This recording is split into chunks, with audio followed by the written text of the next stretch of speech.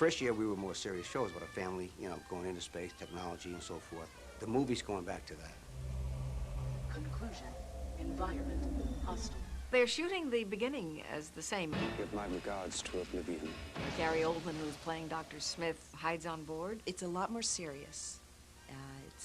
It's darker. If they want to go campy, they would have had, you know, instead of, they would have Richard Simmons playing Dr. Smith. Oh, the pain. 39. I'm Jonathan Harris from Lost in Space, and you are watching the Lost in Space Marathon here on the Sci-Fi Channel. Sci-Fi Channel.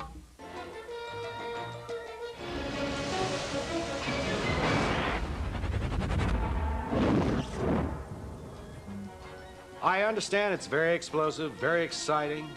Cart's in there, Mark Goddard's in there, Angela Cartwright, Marta Kristen. I am going to appear in the new Lost in Space movie, and I am just thrilled about it. I play a newspaper reporter who smells something going on. I play the general, and they give me a very severe buzz crew cut because I'm military. I look very kooky.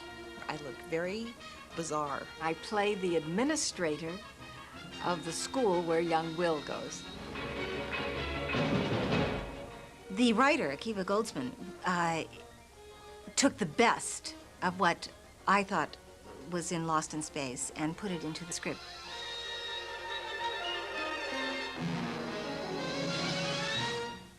I always thought of as a very kind of serious space adventure. But it was so totally different to what we were doing. They both happened to be in the arena of outer space. Our show had kind of this comedic turn with the introduction of Dr. Smith. There are certainly a handful of episodes of both where you're dealing with the alien of the week, and there's similarities in terms of the crisis and the conflict. But stylistically speaking, they're just completely different.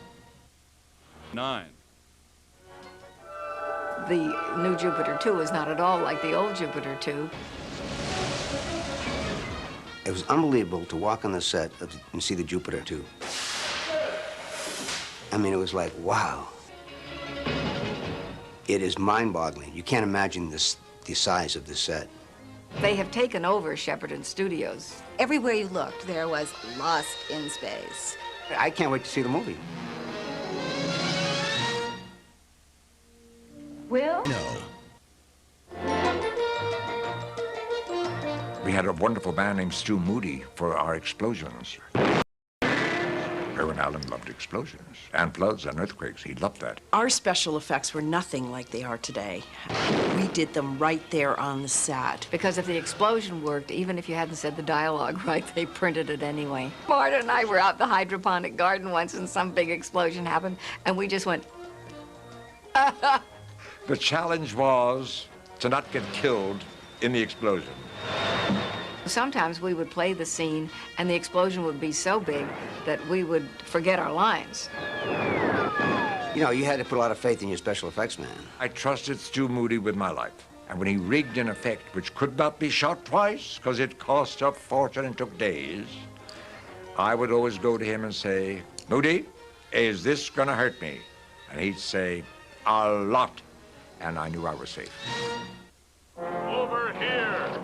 Over here! A few really nice scenes with Guy in the series. A couple of teary moments together, a couple of father-son moments with a beautiful John Williams theme. You know, da-na-na-na-na. It was really nice. And the Antimatter Man.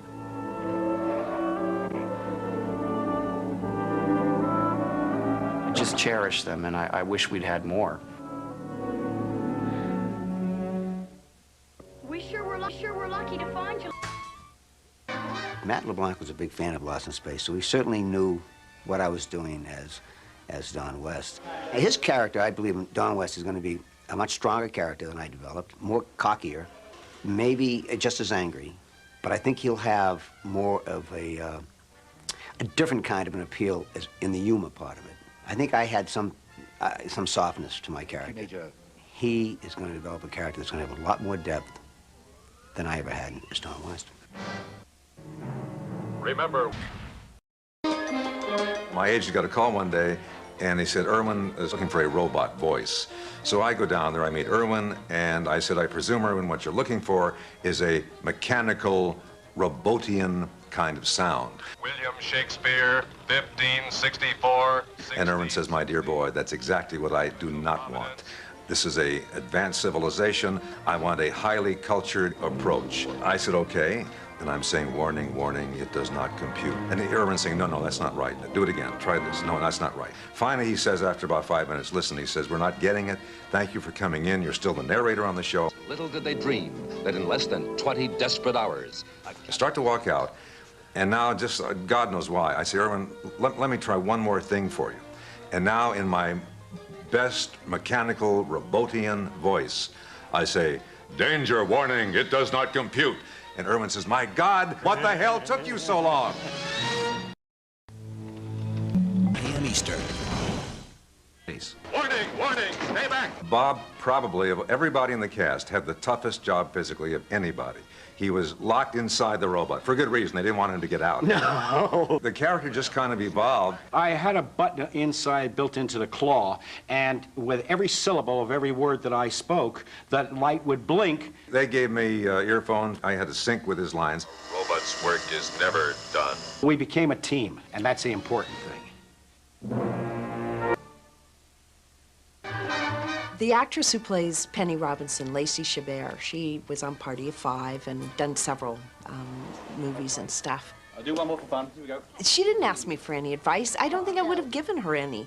This is her part now, and she owns it, and she can do with it what she feels Penny, you know, is to her, which is what I brought to it when I did it. But you have to give that, that torch on.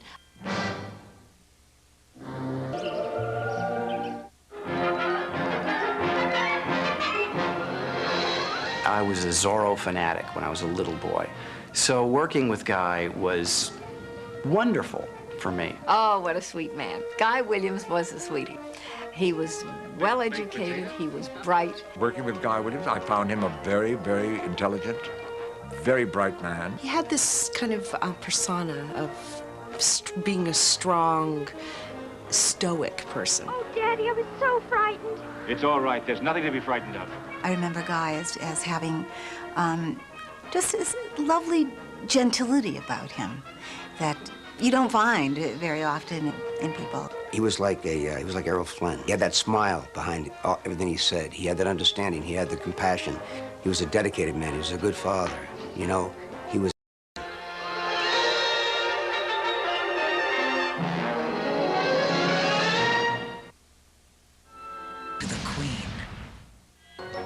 The costumes themselves, although very attractive, were velour, and they were hot. Hot lights, and you're wearing this hot suit. I just remember them being hot and uncomfortable. Couldn't keep them on under the light. We used to wear leotards underneath. They were extremely hot. In both cases, we wore those for the first 2 years, and then the third year, we all got new clothes, which I was supposed to have made, of course, in some machine. Push the button, and out it comes.